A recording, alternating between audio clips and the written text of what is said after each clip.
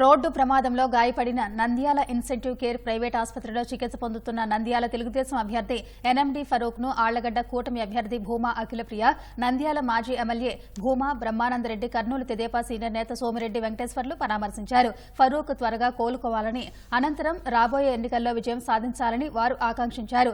భగవంతుడి దయ, ప్రజల ఆశీస్సులతో ప్రాణాలతో ప్రమాదం నుంచి బయటపడ్డానని ఫరూక్ తెలిపారు. పశువులు అడ్డంగా రావడం వల్ల అనుకోకుండా అటుపక్క నుంచి పశువులు ఇటు రావడం వల్ల ఎత్తున డ్యామేజ్ జరిగింది గాడికి. కానీ ప్రభుత్వం దయ వల్ల, ప్రజల ఆశీస్సుల వల్ల ఈ రోజు ప్రజలే దేవుళ్ళు అని చెప్పి ఇంటి రామారావు గారు చెప్పారు. అదే రకంగా ఈ రోజు ఆ ప్రజల ఆశీస్సులతో ఈ రోజు బయటపడడం జరిగింది.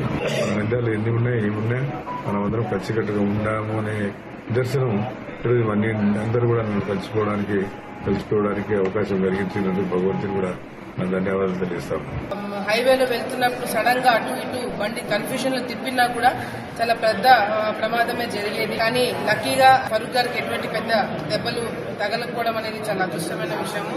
చిన్న చిన్న గాయాలు తగిలినాయి. అది కూడా 2-3 డేస్ రెస్ట్ తీసుకుని మళ్ళీ పండగ తర్వాత నుంచి మళ్ళీ ఆయన ప్రచారం మొదలు పెడతారని కూడా చెప్పడం జరిగింది.